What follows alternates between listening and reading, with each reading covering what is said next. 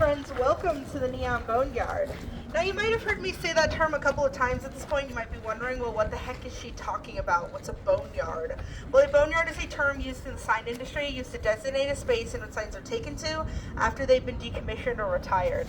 It's at those boneyards that sign companies like Yesco or the Young Electric Sign Company pick the bones for anything that may be reusable in the future, things like electronics and transformers. Now, those boneyards in our artistic, curated spaces like the Neon Boneyard, signs are picked for parts and slammed around, and that's how stuff tends to get damaged or destroyed, but that's what we're here for, right? We're taking care of these signs in their current condition and working on actively restoring them for your guys' enjoyment. The Neon Museum officially opened in 2012, but we've been around for a lot longer than that. We were established as a nonprofit in 1996. We're dedicated to the preservation, study, and exhibition of all these iconic Las Vegas signs, not only for your entertainment, but for your enrichment and education as well, so I hope you guys learned something today. On your tour of the Neon Boneyard, we will see 24 illuminated signs, but this isn't about those. This is about those small little things that usually get lost in the hustle and bustle out here. So if you guys wouldn't mind following me, we're going to check out our first stop. Not this nugget, but that little silver one right over there.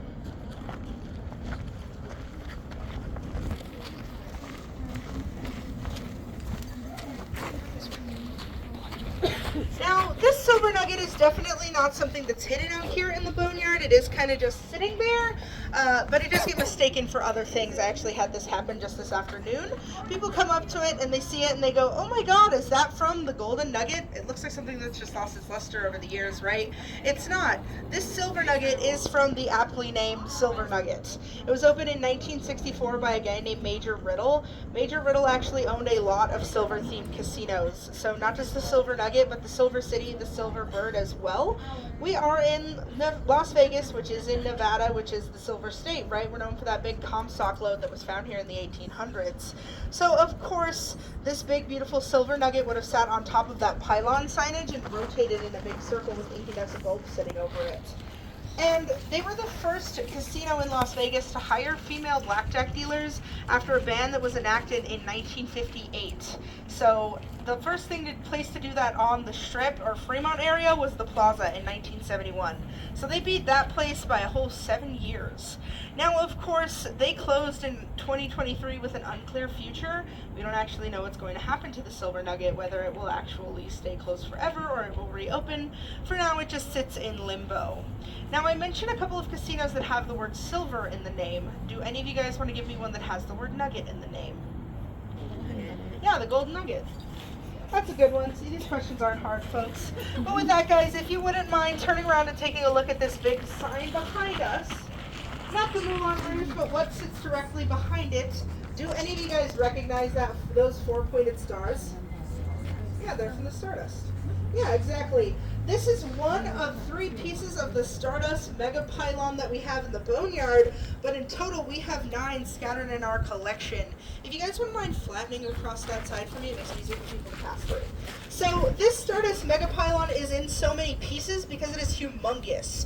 It was created in 1968 on the Stardust 10th anniversary with the express purpose of being the largest sign of its kind in the whole entire world. And it was, for a time, it was 188 feet tall. It beat out the previous holder, the Aladdin, by 4 feet. That guitar right there is only 82 feet tall. So it would have been about 2 of those and 20 more feet, which is gigantic. It's why we don't have it all put together out here in the boneyard. Now, this sign over here on this side is commonly mistaken for a backdrop we just had put up for the Moulin Rouge. On the other side, where there's a big red sign in the front flashing that says Stardust, it's a little easier to say, oh, that's from the Stardust. But we'll talk about that a little more on the other side of the loop. But with that, guys, if you wouldn't mind bouncing across the aisle one more time, let's talk about the El Cortez. We're going to be doing that a lot today, so get used to it. Now, this sign right here is from the El Cortez. I know, not another thing in the boneyard that isn't too hidden. However, people do see this sign and occasionally go, oh man, the El Cortez, is it closed? It's not closed. Just because we have something out here in our boneyard it doesn't mean that it is closed. These signs operate with places on a lease, like how you would lease a car. 9 times out of 10, it's on like a 10-year contract, and whenever they want a new sign, they just send in the old one to get a brand new one. Now, the El Cortez is currently the oldest hotel casino in Las Vegas operating under the same name. It actually opened in November of 1941, a couple weeks before Pearl Harbor would happen. And then in 1945, its most famous owner bought the property, Benjamin Bugsy Siegel. He bought the El Cortez to use it as training ground for his casino, the Flamingo, which would be opening in a couple years after this place was purchased by him. Now, he didn't originally intend to keep it around, but it was proven to be profitable, so he sold it off to a friend and went on to open his own casino. Now, of course, the El Cortez is still around to this day. In 2013, it was put on the National Register of Historic Places, which is a pretty high honor. It is a lot of work to get on that list. And it's one of the few places you can go to here in Las Vegas that still have coin-operated slots. I don't know about you guys, but I turned 21 a couple years ago, and I was super excited to get to play a coin-operated slot because my aunt had always had one in her foyer, and I'd grown up playing them. So I always was told, put those quarters back. They're not your quarters. So I was excited to finally have my quarters come out of the machine. And I went to Palace Station. I won like some $5 little thing, and I was like, cool, bring on the quarters. And then it's a little unceremonious piece of paper, right? A little anticlimactic. But we did talk a little bit about Bugsy Siegel's property, the Flamingo, here. Let's discuss it a little more in depth at A Feather from the Flamingo.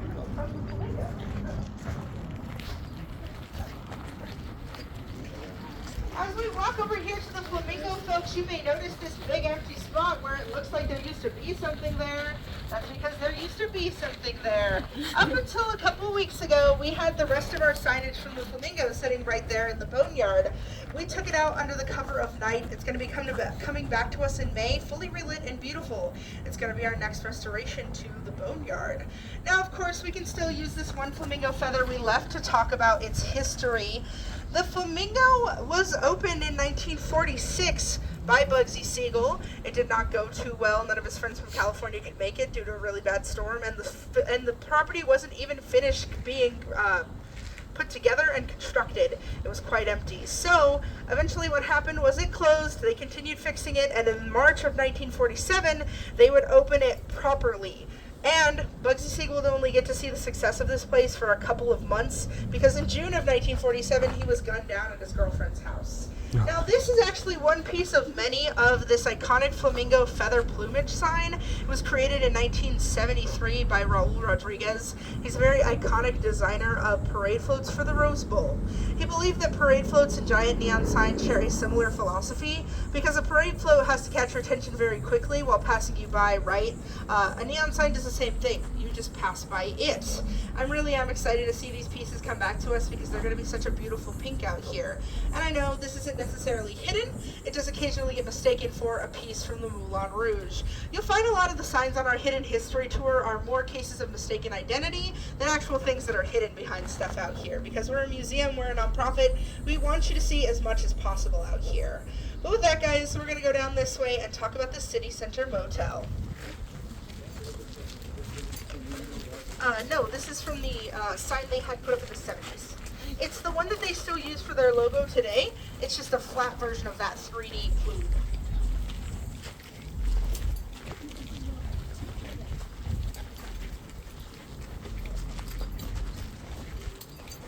Now, this sign right here is from the City Center Motel. I know it's not as glamorous as some of the signs we've looked at now. Now, of course, this City Center Motel sign is a wonderful little directional sign. Its bottom half is a big bright red arrow. It would have pointed you into the motel so you didn't miss your stop. And of course, at the top, that very pretty little cityscape. At a really special time of day here in the Boneyard, at about 9 o'clock in the morning when nobody is here, the sun shines through it just right and it projects down into the dirt. It would have did that a little bit more frequently when it was up there on a pole in front of the City Center Motel. But the cool thing about this sign is its designer. Her name is Betty Willis. She's a very prolific, iconic sign designer here in Las Vegas. I guarantee you've seen one of her works, because we all just saw the Moulin Rouge as we passed by it, right? But everybody's seen her most iconic sign design, even if you've never seen it in person. Do any of you guys know what I'm talking about? Welcome to Vegas. Yeah, the Welcome to Fabulous Las Vegas sign. Yeah, so exactly. She's the designer of the Welcome to Fabulous Las Vegas sign. If you've never seen that thing in person, you've seen a photograph of it, right? Somebody's brought you back some kitschy souvenir with that thing on it.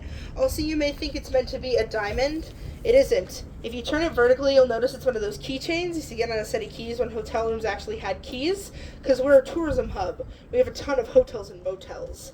Now, of course, the City Center Motel is still around, but let's go ahead and go the opposite of this directional arrow and talk about another motel down here at the Cactus.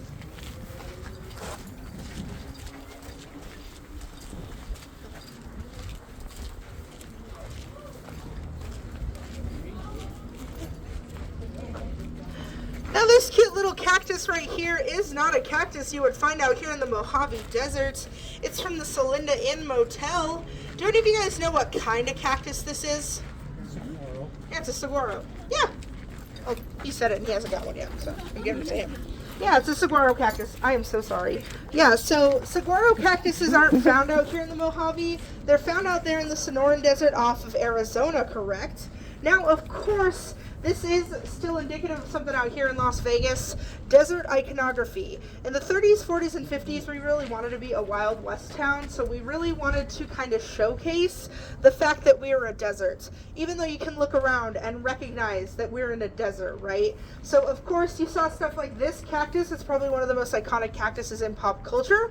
And, of course, you see things like the yucca blossom at the Yucca Motel. That's an actual plant you would find out here in the Mojave. Now, of course, along with this came some other things like Vegas Vic and the Eldorado days, stuff to remind you that you were in a desert, and stuff to come up with this fictional idea that we were a Wild West town. Vegas was never a Wild West town, we were a railroad stop. Now, the Celinda cactus didn't originally belong to the Celinda. It originally belonged to its neighbor, the Rancho Anita. The Rancho Anita sat right next to it, and they took them over in the 80s and 90s, and with it came all of the signage. It's where the cactus and that pink blob behind the plaza sign came from. But let's talk about another botanical beauty here in the Boneyard, the Desert Rose. This is one of my favorite personal little signs out here. I think it's very cool. It reminds me of the rose bushes I have at my own house.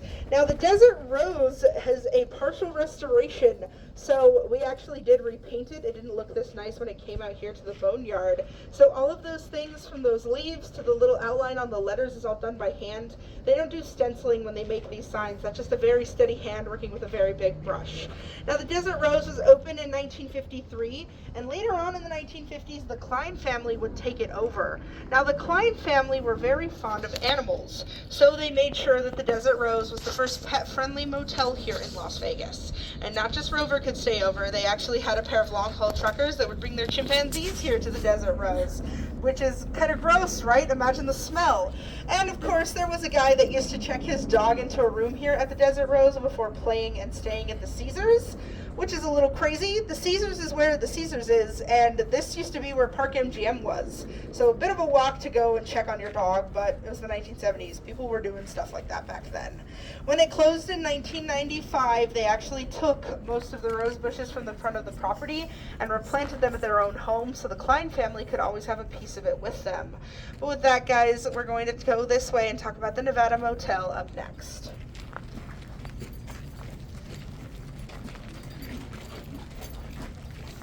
Not so much a hidden sign, but I like to talk about that guy up at the top so much that I mention him on every single one of my tours. Do any of you guys know the name of that cool little cowboy up there? Vic. Yeah, it's Vic. That's Vegas Vic, to be more precise. He's a very iconic who that cowboy is. here in Las Vegas. You're probably more familiar with the giant version of him from Fremont Street. He used to go like this and say, "Howdy, partner." He hasn't done that in quite some time. Now, if he's here on the Nevada Motel and he's there at the Pioneer Club and he's also a badge on my lanyard, why is he everywhere? Well, that's because he doesn't technically belong to anybody. He was created by the Las Vegas Chamber of Commerce in the 1930s to promote a fictional Wild West heritage. Vegas was never a Wild West town, right? But that didn't stop us from putting this guy on literally everything. t-shirts, matchbooks, postcards, prints, whatever you could put them on to say, hey, you should come on down to Las Vegas. It's the last great frontier. They're still a Wild West town, even though we never really were a Wild West town. Now, of course, along with this guy came something called the Eldorado Days. That is a festival that we borrowed, stole from Arizona. It's where we dress up like cowboys and pretend we were a Wild West town. That is a celebration of a history that never really was, but sounds like a lot of fun, right? Check out that word refrigeration. And if you guys know what that is. Yeah, it's air conditioning, yeah. So that's before we had that's before we had air conditioning everywhere. We called it refrigeration, so that was a perk to going somewhere, not something you just expected them to have. And before that, we called it manufactured weather. Isn't that a bit silly? Yeah, everything from the 30s is a little silly. Let's talk finally about this air cool conditioning. thing right here, the Algiers. Now, just by a show of hands or maybe by a nodding of the head, when I said the word Algiers, did any of you guys immediately think of the movie Casino? So that's fine if not. It happens all the time. You'll be standing right there watching Down Small Biz and somebody will run up and go, oh my god, that's the casino from Casino. It's not the casino from Casino. The casino from Casino is the fictional Tangiers that was made up for the movie based off of a theming convention that is actually showcased pretty well here at the Algiers. The Algiers, the sands, the dunes, the Sahara, the Aladdin, even modern day things like the Luxor are all themed after the Middle East and North Africa. See, when we were done being a Wild West town in the mid-50s, we decided to start being an oasis in the desert. We started having all these Middle Eastern, North African themed things as if to say, ooh, look how mystical and cool Vegas is. It's like an oasis, right? We're still a desert, though. Don't forget that. So, of course, the Algiers has nothing much to do with that movie, aside from the theming and the fact that they both end with the term Jeers. And, of course, the Algiers is a beloved property. Locals really liked it here a lot because it didn't change much during its over 50-year tenure. It always seemed like it was stuck in the sands of time. And of course, it closed in 2004, it was imploded, and in its place now sits the Fontainebleau, which opened a whole 15 years off of schedule. But enough of that. Let's talk about the Tam O'Shanter. The Tam O'Shanter is probably the only truly hidden thing on this hidden signs tour. It's back there behind the Chief Hotel Court. I know it is hard to see. It's that thing that kind of looks like a drum face. Now, of course, the Tam O'Shanter has nothing to do with either of those theming conventions I just told you about, and has pretty much everything to do with the game of golf. It was named after the owner's favorite golf course in his local Chicago, and that golf course in turn was named after a specific Scottish-style golf hat. I don't know about you, but I've never seen one of those in person. I've definitely seen it in cartoons and movies, though. It's like a hat band with a flop and then a big poof right in the middle. Now, I know for a fact Scrooge McDuck wears one of those things, and I've still never seen one in real life. The Tam O'Shanter was supposed to be one of those properties that was picked up by Howard Hughes during his spending spree here in the 1960s, but the deal fell through. It never happened. It got to exist for a little while longer, and now in its place sits the Palazzo. But with that, guys, go ahead and follow me. We're going to go down this little alley behind us. I promise there's nothing suspicious at the end.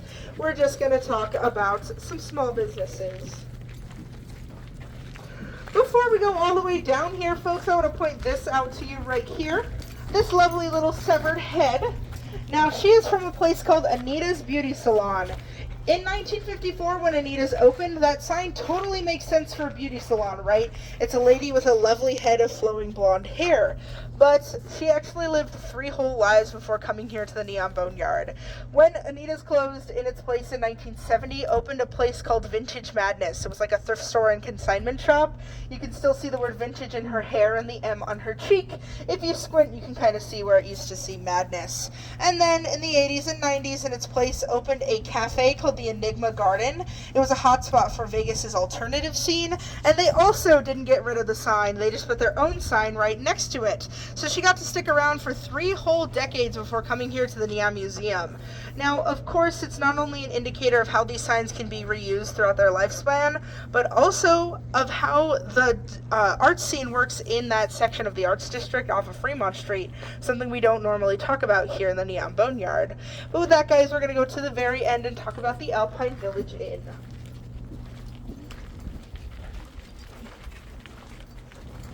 The Alpine Village Inn is this sign at the very end of the walkway with that cute little cartoon farmer guy up at the very top. Now, they opened in the 1950s. They moved quite a few times before closing in 1997, and they were known for being not only a beloved Swiss German family restaurant, but for their own thing they brought over from Germany. It was called a Rothskeller. Do any of you guys know what a Rothskeller is, or want to give me a guess? I know there's like no context in either the like suffix or prefix of the word. It's a council cellar is what it loosely translates to in English. So the tradition in Germany was for people to go into these basements, and it would be a place where local officials could meet with their constituents in a more casual setting, right? The one here in Vegas was also used for that purpose, in addition to it just being cool on principle because not a lot of places have basements here in Vegas. It was cool because you could go down there and meet with people like Oscar Goodman, the former mayor of Las Vegas, and all of the people in his cabinet. Now, it closed in 1997, but its hidden history got to live on for a little while afterwards. Until 2017, Oscar's restaurant, named after that same mayor, served their recipe for chicken noodle soup. But we're going to turn around and take a look at our next sign, the El Portal. Isn't so much of a hidden thing, but I think it is still cool to mention that in 1928, the El Portal was the first business in Las Vegas to have manufactured weather or air conditioning. We became a city in 1905. It took us 23 years to get AC out here in the desert, which is nuts. I don't think I could go 1 week without AC out here. And right behind it is our next stop, that big old nasty rusty arrow from the Skyway Drive-In. We're going to go out and around so we can see it a little bit better. Are swamp coolers common here? The German one is back that one, the Alpine Village Inn. It's on the side. Yeah. What was your question? Swamp coolers, because the weather out here is rather dry, right? Not necessarily.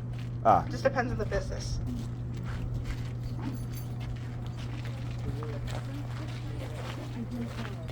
Oh, that's the pool player. So he was originally from a place called Doc and Eddie's Pool Hall. We'll talk about it when we take the pictures. So he was originally from a place called Doc and Eddie's Pool Hall. He was designed by a guy named J.P. Pendergrass. He's a very detailed sculptural design. I would recommend coming back here afterwards and looking at his face. He has eyes, eyelids, an iris, and a pupil. His nose has nostrils. His lips have a cupid's bow. Even has knuckles and fingernails. It's a very detailed thing out here.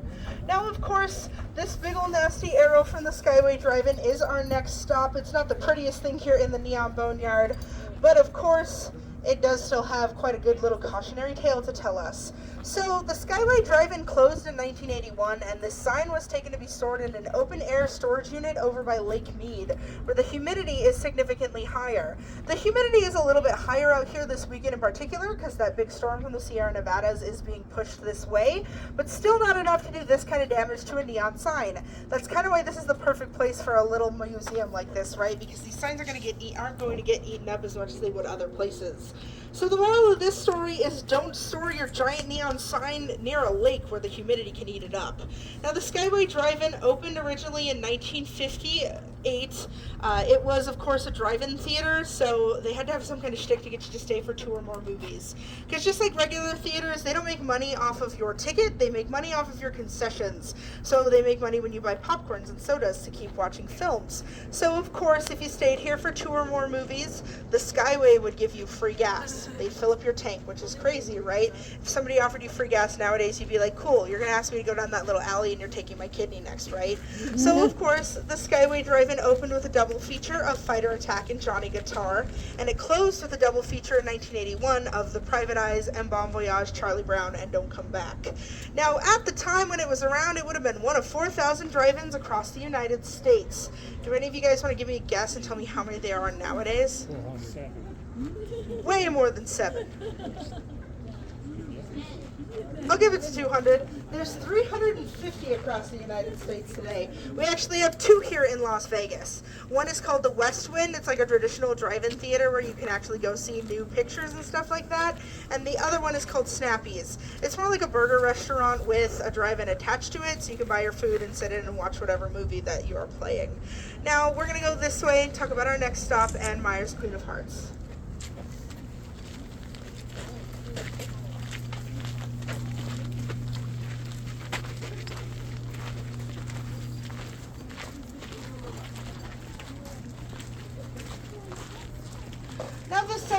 over here is from Anne Meyer's Queen of Hearts.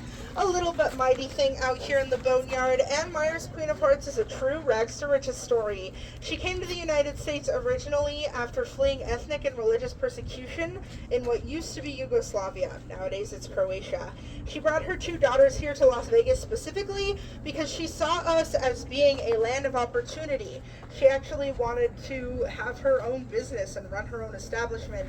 And she would get that opportunity in the 1970s when she purchased what used to be the Casbah, another one of those Middle Eastern, North African themed places. You can even see the minaret that used to sit outside of the front right there. And didn't even change too much of it, just kind of changed the name and said, that's not a minaret anymore, that's a scepter for the Queen of Hearts to wield. Now, Anne Meyer's Queen of Hearts was kind of a debaucherous den of sin. Now, it used to be across from what would at one point have been a drunk tank. So all of those people that were too intoxicated to be able to be on the strip anymore were taken there to sober up, and they were sober up, get out, and go cause more trouble at the Queen of Hearts. One year, they had over 650 calls to Anne Meyer's Queen of Hearts to Metro PD, which is about 2 every day for a whole entire year. The city actually threatened to pull her business license, but she got one over them. She closed it herself, and in 2010, she would sell the land to the city so they could put in its place what is now City Hall. It's kind of ironic. But we're going to go around this big skull from the Treasure Island and talk about the Fox Theater.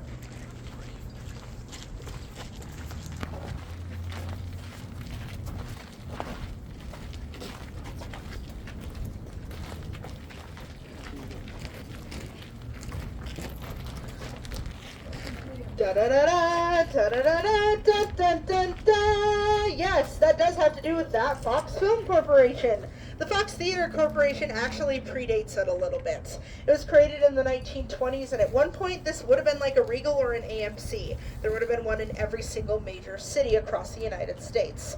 They're mostly known for a very fancy one in Detroit, Michigan, but the one here in Las Vegas opened in 1965.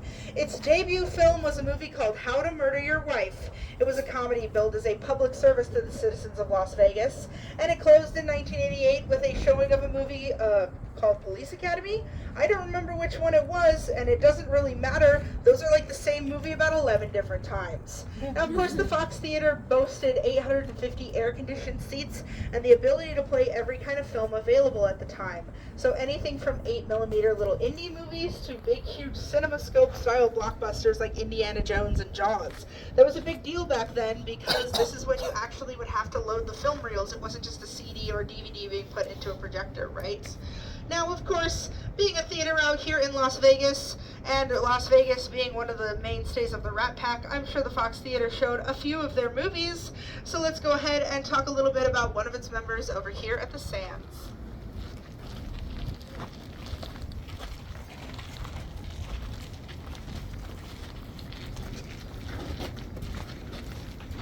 Now, the Sands is a property we get a lot of questions about out here in the Boneyard. People come up to us and they ask us if we have anything from it. And they're a little bit disappointed every time we walk them over here and we go, yeah, we have those. Everything else was destroyed except for those casino letters when it was imploded in 1996. The Sands will always be the 7th hotel casino open on the Las Vegas Strip, though, and it will always be the original stomping ground of Frank Sinatra here. It was his favorite place, so they'll always have those bragging rights, right?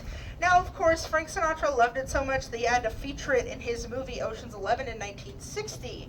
But he would kind of fall out of love with it 7 years later when Howard Hughes bought the property. See, Howard Hughes and him were kind of in a feud. Maybe it was because Howard Hughes put a cap on Sinatra's gambling credit he had there at the Sands. Or maybe it was just because he was flirting with his soon-to-be wife, Ava Gardner, which why you would flirt with another man's wife, let alone that of a man who has mob connections, is beyond me. It doesn't matter, though. The reputation was tarnished in his eyes, and Sinatra was done with the Sands, just like we are. Let's finally talk about the Stardust. Of course, guys, this is the big, huge elephant in the room, these red letters from the Stardust. But these were never actually part of that mega pylon that was on the building that I mentioned earlier. These red letters would have been on a billboard you would have seen on the 15 coming in from California. But I beg and plead of you guys to look just past them and see what is sandwiched in between that pretty pink signature from Debbie Reynolds' Hollywood Hotel Casino. So Debbie Reynolds came to Las Vegas originally in 1963. She came here to basically give her kids a better life. They were living it pretty good in Hollywood, but she didn't want them being raised in that Hollywood hubbub. So, of course, that didn't happen. Her son Todd Fisher is a Hollywood historian, and everyone is more familiar with her daughter Carrie Fisher than they are with her, right? Because she's Princess Leia. Now, of course, Debbie Reynolds' Hollywood Hotel Casino served more to be a museum of Hollywood memorabilia than to be a casino. She actually had on display a bunch of pieces she had won from an auction with MGM in the 70s. It was a bunch of costumes and props that they were going to throw away. So here at her Hollywood Hotel Casino were stuff like the red ruby slippers from The Wizard of Oz, Marilyn Monroe's white dress from The 7-Year Itch, and Julie Andrews' guitar from The Sound of Music, which is crazy that they were just going to toss all of that stuff. Now, it would close in 1996 after a very quick 3-year stint out here, but it is still a cool little fact and something that is truly hidden out here in the Boneyard, right? But with that, guys, we're going to go across the way and talk about a story only I can tell you at the Lido de Paris.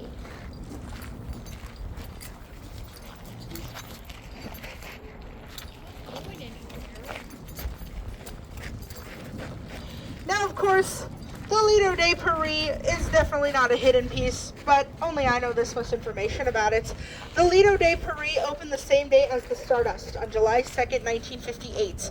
It was a French-style revue brought all the way over from Paris, and the first topless revue in Las Vegas. It was synonymous with the word showgirl. All those lovely ladies in the tight costumes, the long legs, the feathers, the heels, it came from the Lido. But more importantly than that, it was a revue. So in between all those big dance numbers were small 8-minute acts meant to keep your attention while waiting for the next big thing.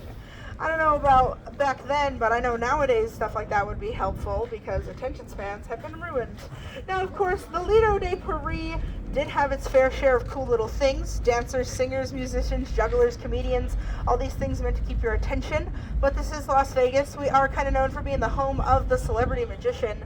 Do any of you guys want to tell me the name of a pair of famous magicians who had some of their first shows here at the Lido? It's not Penn and Teller. How old do you think those guys are? So it's Siegfried and Roy. So Siegfried and Roy made their Vegas debut at the Tropicana's Folies Bergère after working on cruise ships for a really long time. They came here to the Lido, though, to become part of their slew of 8-minute acts. They would eventually become the big 30-minute closer at the end of the show.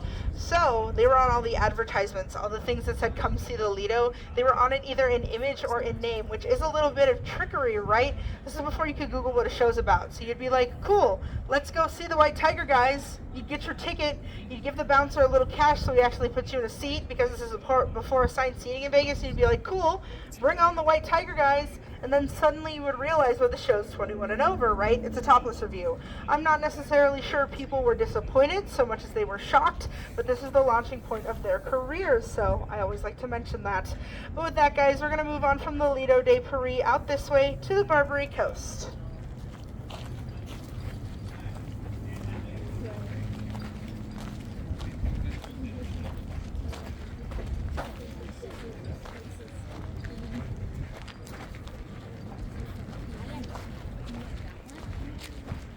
Now, of course, the Barbary Coast once sat on this thing we called the Four Corners of Las Vegas. It was the intersection between Flamingo and Las Vegas Boulevard South. Now, on that used to be the Barbary Coast, the Dunes, the MGM Grand, and the Caesars. The only ones that remain there as it was are MGM Grand and the Caesars. Now, the Barbary Coast, I know you must be thinking that's another Middle Eastern, North African themed hotel, right? It isn't. It's themed after San Francisco's famous red light district. If you don't know what a red light district is, Google that with a safe search on. Now, of course, the Barbary Coast itself did close in 2007. It became Bill's Gambling Hall, and then in 2014 it became what it is now, the Cromwell. And of course, the sign itself has a really cool designer. His name is Brian Buzz Lemming. He designed a lot of interesting things throughout the Las Vegas Valley, including the Frontier Cabinet signage and the Hacienda Horse and Rider. But my favorite thing he designed actually is here at the Neon Museum. As you exit, you'll see that sign across the way for the Neon Boneyard Park. That was designed by him. It was actually the last thing he designed before he passed away in 2015. There's a lot of cool little intentional things in that sign. The backing piece is meant to look like like the sands, those 4 pointed stars come from the stardust. The big star burst at the very top that's red comes from the Welcome to Fabulous Las Vegas sign. The N is Golden Nugget, the E is Caesars, the O is Binions, and that last N is from the Desert Inn. And speaking of the Desert Inn, that is our last stop right here at these little orange letters. Now, the Desert Inn is known for a lot of things, but it's mostly known for the long-term stay of Howard Hughes. He checked in Thanksgiving Day 1966 and checked out Thanksgiving Day 1970. And what was he doing those 4 years in the top 2 floors of the Desert Inn within one 250 square foot room with the door taped shut and the windows shuttered? We know what he was doing. He was buying properties. A lot of property. Stuff like the Landmarks, the Castaways, the Desert Inn, the Frontier, the Silver Slipper. He actually bought the Silver Slipper because he thought there was a camera in the toe of the Silver Slipper sign and that it was watching him from his hotel room. He kept calling them to make him turn it off, and they were like, no, we're not turning it off, there's not a camera in it. And he eventually just bought it so he could make them turn it off, right? Now, of course, Howard Hughes did also buy a local CBS affiliate called KLAS-TV. It's still around today, but back then in the 1960s, he made them play the stuff that he wanted to see on repeat. He would at night make them play his favorite movie, Ice Station Zebra, over and over again on repeat. He would actually call in the technicians and make them play certain parts of it over and over again. So imagine you're just some dude watching that movie really late at night and you're like, man, they played that part over and over again. You'd think you're going crazy, right? You wouldn't assume that it's the guy that owns the station playing God. But it cannot be understated that Howard Hughes' influence on the city of Las Vegas is immense. He's part of the reason why we ushered in the corporate era of Las Vegas, along with people like Jay Sarno at the Caesars. But with that, guys, that is the end of our Hidden History Tour. Thank you so much for coming with me to uncover these little mysteries out here in the Boneyard. You do have plenty of time to go back through the collections if you'd like to see everything lit up, because it has gotten quite darker. And you do have time to take pictures, ask questions, things like that. Just keeping in mind those rules I told you at the very beginning. If you guys need the exit, the museum store, and the restroom are going to be up there on the patio. I'll be up there as well if you have any questions. We're happy to answer them.